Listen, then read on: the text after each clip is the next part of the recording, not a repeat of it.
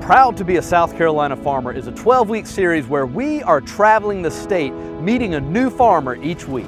Our first stop is All the Buzz, Bee City Honeybee Farm in Cottageville, South Carolina, near the beautiful river of Edisto. Did you know that honeybees are important to our survival? Watch now and see why Bee City Honeybee Farm's focus is educating the public on how honeybees are vital to all of us.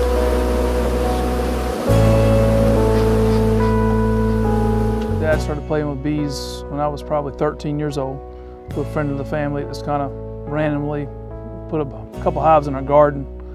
We lived in Somerville and said, hey, you're a beekeeper now, son, and I was 13, so I had no more use for bees than I did the ballet, I guess, at that point in my life. I wanted nothing to do with it, but Dad took him over and he explained to me how his father had bees when he was a child, and he remembered it. I never knew his dad, but never knew my granddad, and I came around a lot later in the picture, but Dad started playing with them again, and he ended up leaving the shipyard in '93, retiring, and we had some property up here in the rivers up here, and he made a city out of beehives. And everybody said, well, poor man, he finally retired, now lost his dang mind, who does a city out of beehives?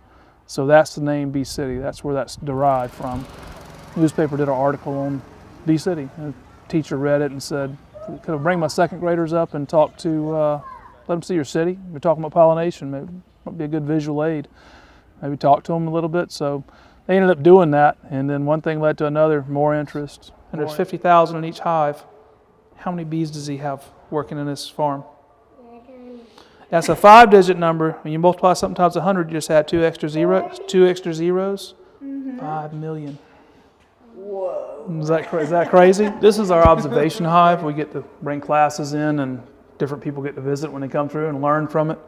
Down at the bottom here, this is what you would call a brood chamber. You can see all the cappings, the dark brown cappings. That's where the eggs are. Well, in the larvae state, that pupa state at that point. But that's where they lay their eggs in a central location where they can keep them warm or keep them cool. They have to stay between like 94, 97 degrees thereabouts, or they won't be healthy. So the bees regulate that. Summertime, they'll fan their wings, and a bunch will get kicked out and keep it cool inside, and the other ones will fan their wings and cool it down. In the winter, they'll huddle around, keep each other warm, and the eggs warm. When you move up, if you look in these cells, I don't know if you can see it here, but there's glistening liquid. That's nectar that hasn't become honey yet. When it becomes honey, they will seal it over. Once they seal it over, it'll look like this. This is honey when it's capped over. Oxygen deficient inside, there's no air. It gets down below 18% moisture level. It's considered honey. They cap it over. Store it for the winter months when there's no nectar outside, no honey to eat.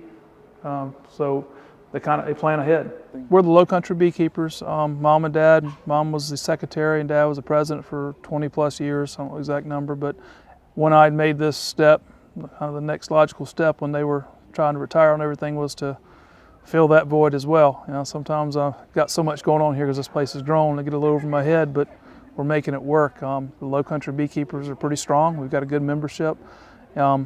Last several years and for many years in the past, we've done a beginning beekeeping course as a Low Country beekeepers. And actually April 11th is the field day here at Bee City. We did the first part in January, and then we'll do the field day actually putting bees in some hives here on site and going through a couple hives so that people wanting to get started can get some little hands-on and actually see it firsthand. The different honeys, we have different sizes. People want different sizes, squeeze containers, jars. You'll see a light in the dark as you're panning through. Some dark over this side. That's just different nectar sources. Same bees, different points in the year they pull off different flowers. And if you pull at those strategic intervals, you can actually get a pure strain of one or the other of a different type honey. We're kind of at the point of the year now where we're bottling from what's left from last year, so there's a wide variety on the shelf. This is the pollen that's we extract off the honeybee's legs. Allergies, supplements, energy. There's a lot of different reasons people take that. Know that, hey, without these things, we simply don't eat. They do 80% of all crop pollination. So in today's world, with the population on Earth, without honeybees populating, we can't provide enough food for the people that are on Earth. So it's just that simple. Thanks again for watching. We hope you enjoyed our first story, and remember, there are many more to come. And we want to share these stories with as many people as possible. Also, the farmers need your support, so buy local. We'll see you again soon.